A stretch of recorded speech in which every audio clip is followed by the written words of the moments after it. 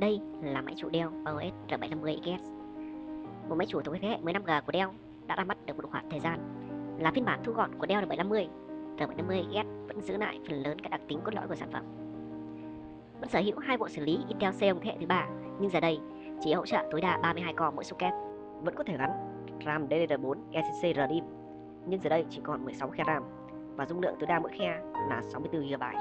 Các khe PCIe giờ cũng không thể gắn được các laser mở rộng, không còn cổng cấp nguồn GPU, cho nên server cũng chỉ gắn được các card không tốn nhiều điện và không cần cổng cấp nguồn phụ.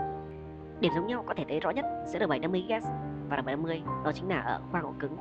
Khi mà Dell R750XS vẫn còn các model 24 ổ 2.5 inch và 12 ổ 3.5 inch.